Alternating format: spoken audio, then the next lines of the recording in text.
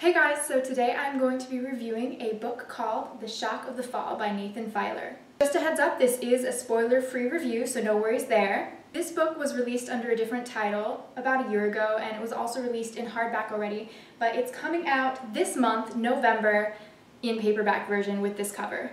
I want to take a moment to talk about the cover because look how absolutely stunningly beautiful it is. Okay, now on to the book. The Shock of the Fall was incredibly well done. This book, I would say, had craftsmanship that went into it. It was just exquisite. The story was incredibly well woven and well crafted, and it just took my breath away. The analogies that the author used were beautiful and unique. Let me give you a quick synopsis of the book. This book is about Matt, who is a young man about 19 years old who's writing down his life story. Close to the beginning of the book, we learn that Matt has a mental illness, but we're not exactly sure what mental illness it is. We come to find out close to the beginning that the onset of his mental illness was in early childhood when a trauma occurred in his life.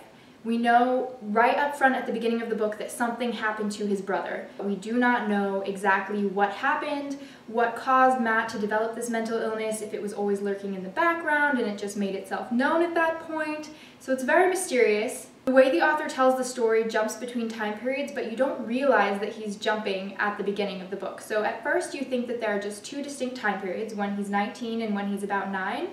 But then come to find out a little bit farther along in the book and you start to realize that he's actually jumping between 3 time periods.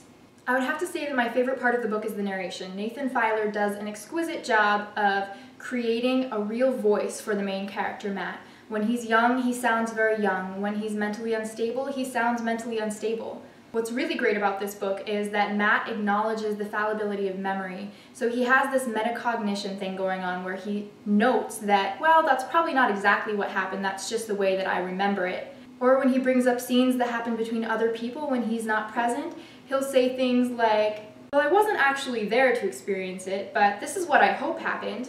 So it was really fantastic in that regard. That being said, this book is extremely depressing, so don't go into it if you're looking for a happy, uplifting read, because this is not the one for you. This paints a beautiful portrait of mental illness. It is exquisitely well told, it's just a bit on the depressing side. Once I finished reading the book, I looked up the author, and it turns out that Nathan Filer was actually a mental health nurse on a psychiatric ward. In his middle age, he decided to go back to school and get a master's in creative writing. So after I learned that, I realized why the book was so good. He's awesome at storytelling, and he knows his subject matter. Another thing of note is that this author is British, so you occasionally get a fun little British idiom in there, or some words that I was unfamiliar with that I had to look up. It created a really great tone for the book.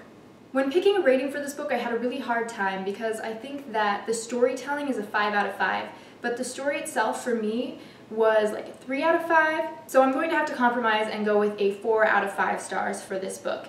So if you're looking for a fascinating read about mental illness, definitely check out The Shock of the Fall because it is really, really well done. Let me know if you've read The Shock of the Fall or any other mental illness books that you thought were very well done. I'd be interested to hear about them. Alright, thanks for watching. I'll see you in another video very soon. Until then, stay happy, stay healthy. Bye guys.